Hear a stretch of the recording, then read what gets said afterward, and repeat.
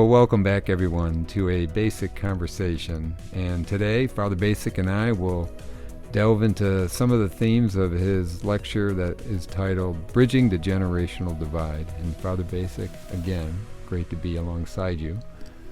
Let's go for it, Brad. Let's go for it. So this lecture really focused on the unique aspects of how young people, Gen Zers and millennials, and older people, boomers, silent generation, interact with each other. And cultivating relationships with people that aren't of our own age presents some unique challenges, but great opportunities. And the purpose of this, of your lecture, was really to say, how can we enhance, increase, make better the dialogue between the digital natives and those of us. Oh, well said. In the that's exactly what we want to do. That's Brad. Exactly what we want to do. And I always pay attention to how you format your lectures. And you did 4 vignettes to try to encapsulate all your themes. And the first one was you described a relationship between a grandfather and a 17-year-old grandson and a trip to northern Michigan. Yeah. The second one was a conversation between a mother and a 31-year-old son. Let's just say, as a descriptor, someone who is a failure to launch, maybe, or concern about failure to launch. Yes. And then the third vignette was the professor, Sherry Turkle, the psychologist, MIT professor, author of the book Reclaiming Conversations, and her conversations with some of her students. Yes. And then the fourth one, you saved the right bower for the last one. It was Pope Francis talking via Zoom to young people 16 to 29 and talking about the power of youth. So that's a great summary of the lecture. It's a great Brad. summary. It's a great summary. And it's typical of what I try to do is make statistics and analysis concrete by telling stories and envisioning actual conversations. The one of the grandfather taking his son on a trip is I know the grandfather and things about the trip and so on. So that was based on a true story, Yeah. and you obviously put pieces in there to kind of amplify the point. Exactly. You know, I did throughout the whole lecture, the things that came to mind for me were this idea of when I was younger, and maybe the people of the older generation that had an influence on me, or people I had a disconnect with. The other thing that rang through all of through the entire lecture was the factor of technology, and that people of different generations, older and younger generation, have always kind of struggled with some of the, but technology has amplified some of that. I think that point that this is the first generation of young people who have known something important about life that their elders don't know. Oh, right. I think it's, as far as I can tell, it's the first time in history that's ever happened. Always before, the young had to learn from the old. Now you get your 5-year-old niece to help you with your cell phone. I mean, and it creates a different dynamic. I think in part, young people say, well, my priest uncle, he doesn't even know how to do a computer. What does he know about life? What does he know about anything? And I think by the same token, older generations can get a little cowed by this. I have to call my grandson to fix my phone for me or help me with the phone. So it's a new dynamic for sure, and I think it creates a different logic between the two generations. But you're right, the technologies, and it's all focused on that cell phone. Right. And so, the Generation Z now is actually the largest cohort now in the United States. And you see all the businesses figuring out, well, how do we sell things to these people? Because that's the big market now. Right. And of course, they're all technologically savvy. They've grown up with a phone, first generation that's known it all the way through. And I think that is just absolutely vital factor. You know, the first vignette, Father Bacik, it was this idea of trying to figure out what you can share in common. Yeah. The grandfather was really interested in spending time with his grandson, but the grandfather had spent many years supporting and being a part of this. So it wasn't like, hey, let's just go on a trip. Yeah. They had a relationship. But the grandfather also understood that the trip had to have something of some meaning and relevance to his 17-year-old. So he crafted a trip that made sense. Yeah, he did a little bit of dialogue with the grandson before they left on things he might want to do, and figured out things they could do in common. And I think part of his goal clearly was to better understand his grandson, and they would have time together, and they'd be in a car, and they couldn't escape one another. Right. You know, had to figure out. I think somehow it's coming back to my mind an example I used of a friend of mine who wanted to have the sex talk with his teenage son, and took him to a restaurant or to a big boy or someplace, and she's thinking he had him trapped so they could talk. And he starts out the whole thing, and said, if you're going to talk about that, I'm leaving. Goodbye.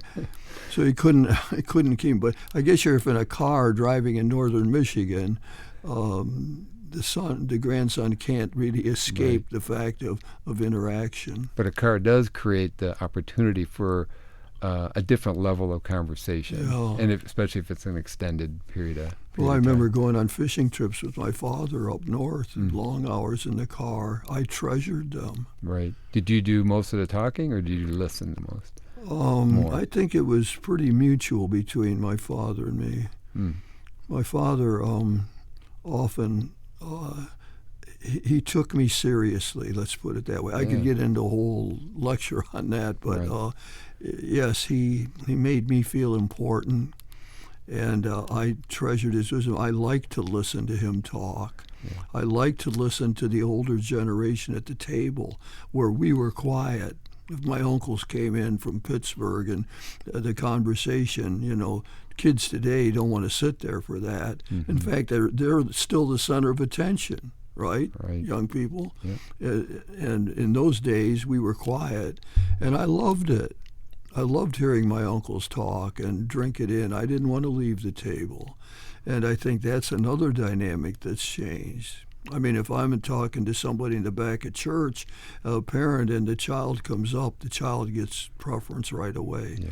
Very seldom will the mother say, now wait till I'm finished with this conversation and I'll talk to you. That happens very seldom these days. Very different dynamic. Right. One of the dynamics of that northern Michigan story with the grandfather and grandson was one of the ways the grandson showed great respect for the grandfather was he never took his phone out. And he took his phone out after the grandfather went to bed. Yeah, right. What discipline. Yes. And what a great compliment. And that description really presents a challenge for us. But what you said earlier, let's not miss your earlier point that the grandfather had created a relationship with his grandson over the years. Right. He had driven many miles to go see his class plays or see him play sports or come there, as I said, on Halloween to carve pumpkins. It was a whole long history. You don't just suddenly talk to a teenager when you haven't had any relationship. Right. And that, I mean, that takes us back. We're bridging this gap between the older generations and the younger ones.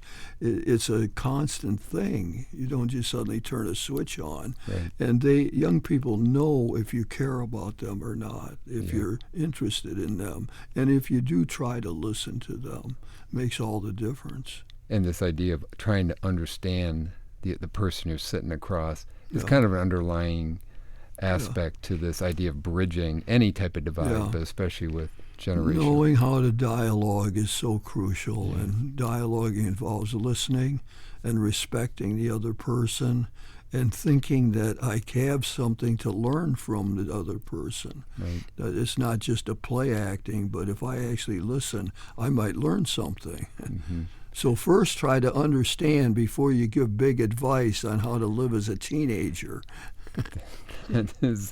Yes, that's a good parameter to operate from. The second vignette, Father Bacik, I was struck by this idea of, first of all, the line of the whole lecture was when the son who's been living in the home, 31 years old, and he said, Mom, Jesus lived at home at the age of 33. That was... Yeah, that is an important line. And it is really a striking thing that Jesus was still in his early 30s and at home and not apparently doing anything special. Right. He was, people in Nazareth said, well, who's he? He's the carpenter's son. So I like to play with that idea. Mary saying, well, isn't it about time you got out of here and you started doing, you're the Messiah, you're supposed to be doing this great mission, and here you are 32 years old and still at home. Let's get with it. Right, so thinking of Jesus as a possible failure to launch, Yeah, very right. much like the anecdote that you were sharing. But you use that effectively to talk about kind of the mindset or some of the concerns of the younger generation. Yeah, for sure, yeah. Getting married later.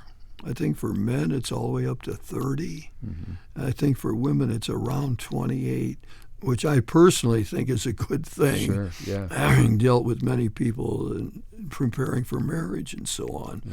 Especially young women who are out on their own and have made it and have a career and making money and all of that. It seems to me they're always in a better position to make a decision about getting married to somebody or not. Right. It's a position of more power, which I think is healthy. Yeah. And this idea of just a little bit leery or cautious in making long-term commitments. Yeah, commitment. You see that in the problem of young men deciding to become priests. You see it in people putting off marriage. And unfortunately, very often when a decision is made, it has what I call a loophole. I taught in a seminary and young men looking to become priests, and I knew them very well. I was a confidant to many of them, and I knew the decision to get ordained a priest was loopholed in some way. That is, hey, if this doesn't work out, I'll do something else. Well, it was surprising to me and problematic in many ways. Yeah. And some of the ones that I liked the most and had the most hope for stayed in the priesthood for a couple of years and left. Mm-hmm. So making commitment in our, the great goal today is keep your options open. Right. And that becomes almost a moral maxim for many people. Don't get hedged in, don't get bogged down. Right.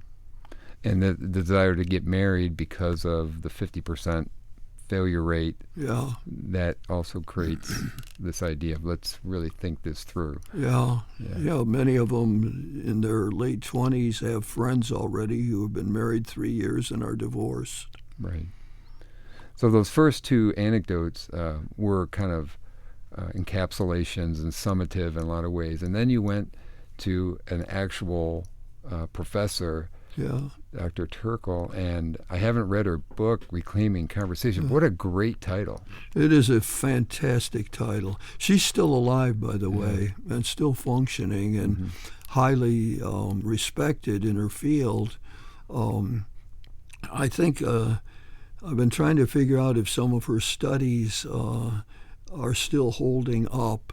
I know that one of them that struck me that was so important was that she thought or saw that young people who lived with the phone, grew up with the phone, had less empathy than other people. And she also made the claim that if you got them away from their phone for a period of time, that they would grow in empathy.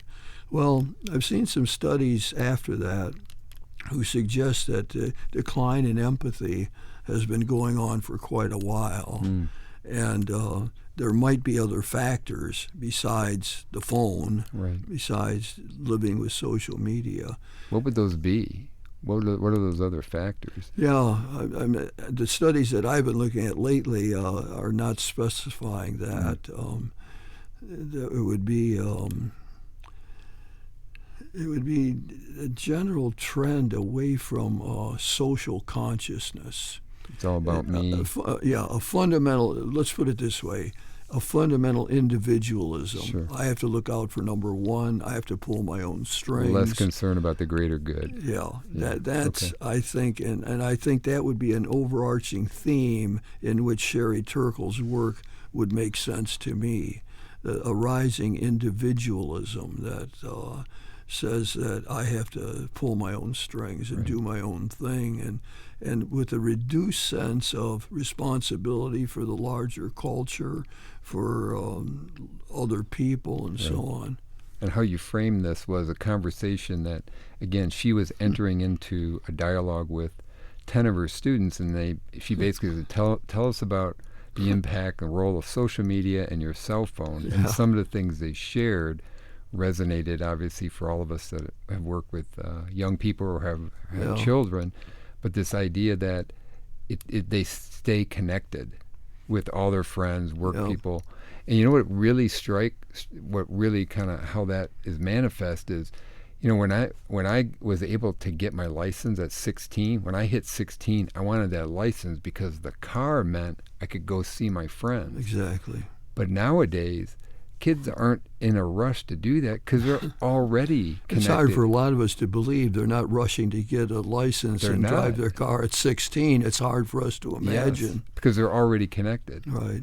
And so it's a But then there's always the question of the quality of that connection, right? Yeah. They can be connected with anybody anytime they want, and Yeah. they are. But I always use that example that there was a student at UT, one of my students, who was rude to a staff member, and I called him out on it. And I said, you have to apologize for that, and you have to straighten that out. And so I found out what he did. He sent a text message. My bad. He sent a text message, and when I first heard it, I said, you did what? You didn't go see her and say anything? No. And then what I found out, very common, the young people, texting is great because you can check it out. You can look it over before you actually send it and see if you made a mistake. It's sort of failure proof sort of thing. Whereas conversation, as Sherry Turkle wants us, reclaim conversation, is a give and take. And I want to look at what your face is telling me as I'm talking to you.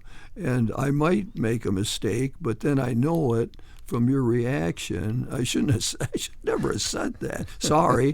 Let's talk about it. And it makes it so much more personal. So I guess what would the guy who texted the apology? It's a depersonalization. Yeah. It's taking us away from what human encounter that means so much to us. And sometimes those hard conversations, they have to be had in person. Yeah. Just have to. Yeah. We get used to it because we get cues, right? And we make mistakes and so on. But that's all part of it. But part of what we have to do, I think, is what I tried to stress with young people when I was working with them is, gut it out. Be a man. Go talk to her. Live up to your ideals. Have some courage. It's that sort of admonition, I think, that the young people need today. Yeah. The other thing that the students provided feedback with is that, of course, it's information, but then it's also a companion, and also they're never bored. Right? There's just like you can get movies, anything, but you're never bored. But that creates problems on the other end. I think it does, yeah.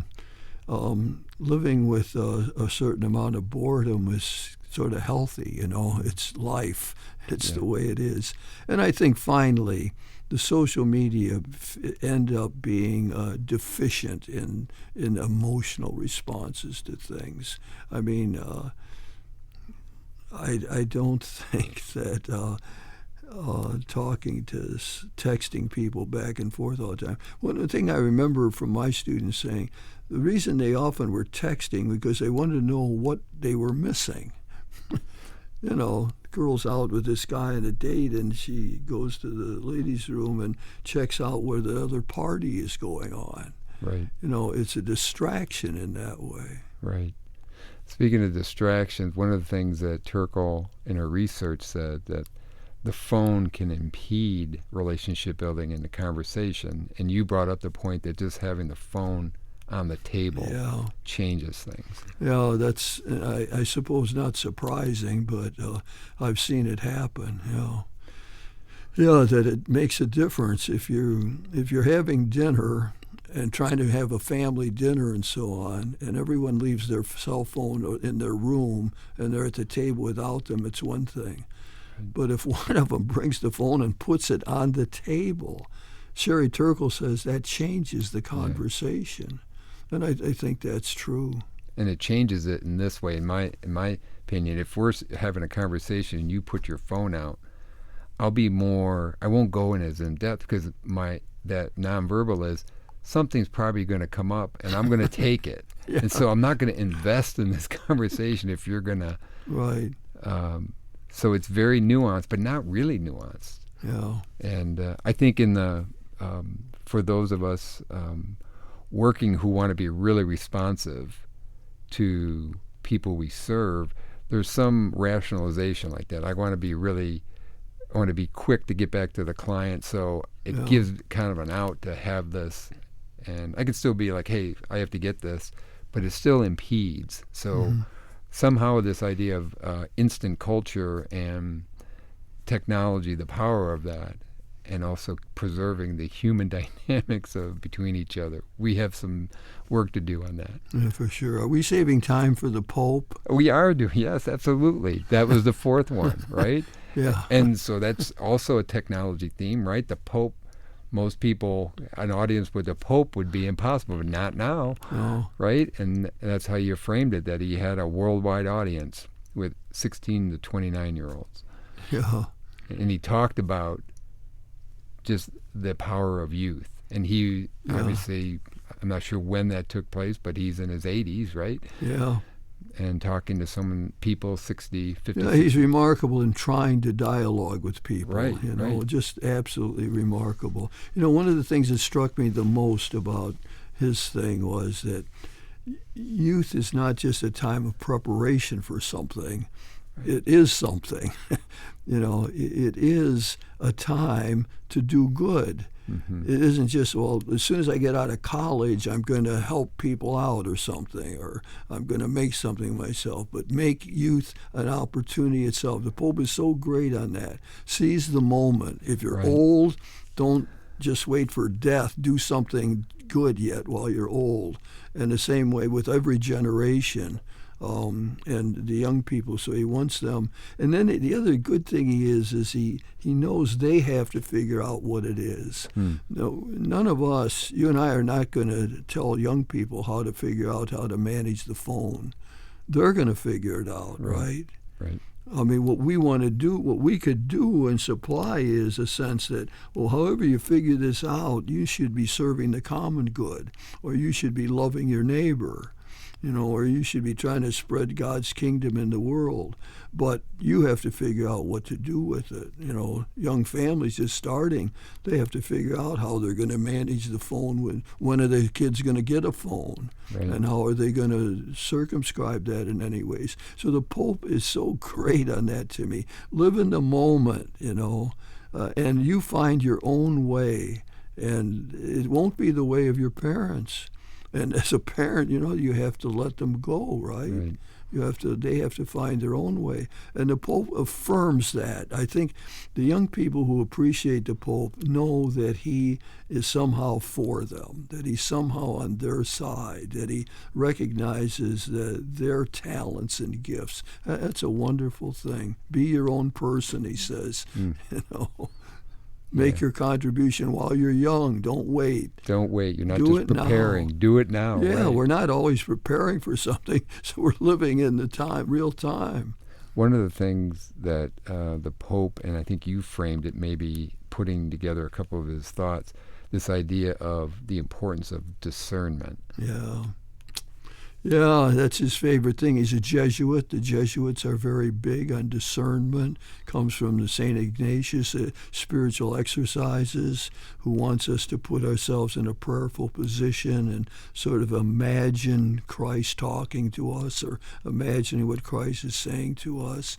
And it's a very different thing than a calculus of saying, well, am I going to marry this girl or not? Well, she's got 3 positive points and 2 negatives. Maybe the positive, I'll marry her.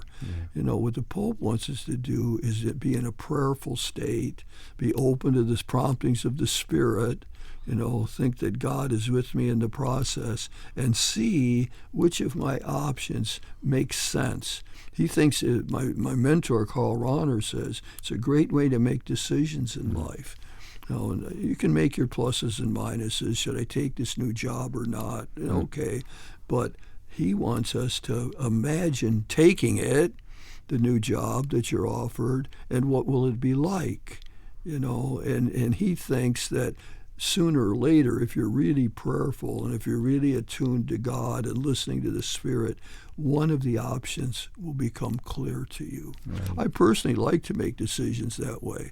If I have a luxury of time, I let it play in my mind. I just let it go. I don't need to decide it now. I'll decide it next week. And in between, things happen, and a lot of times for me, I'll say, well, now it's clear. Yeah. I got to act. I got to confront her. This is it. Yeah. I really enjoyed or thought it was very thought-provoking. You used a couple phrases, this idea of discernment, where it's for young people, it's good for all of us. What's your purpose? What are you passionate about? Yeah. Who can you serve? Mm-hmm. How do you want to make the world better? Those are giant thematic that forces some reflection. What am I good at, and what does the world need? Yeah, and who can I serve? That puts her right back in a Christian perspective. Exactly. Right? Yeah. Discernment in the Christian perspective is a matter of how do I love God and love my neighbor? Yeah. How do I build up the body of Christ?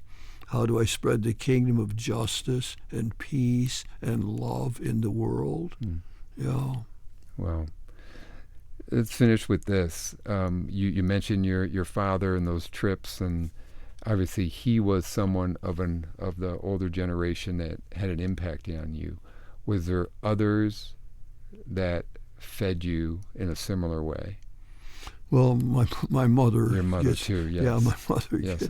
My mother's great virtue was acceptance. She had hard things to accept in her own life, and she did it with grace. And so she became my great model. So when my mentor, my great teacher, Carl Rahner, says, self-acceptance is the key to the spiritual life, but oh, how hard that is to do, I got my mother in my head.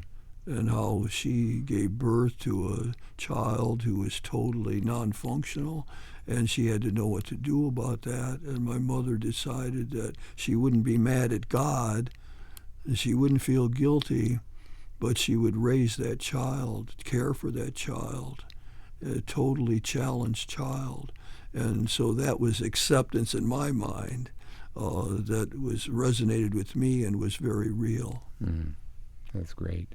Well, I think that's a great stopping point here, the impact you just shared about your mom and dad. Yeah, but I got many more things I wanted to say, Brad. Well, what else do you have? No, go for it. It's time. That's good.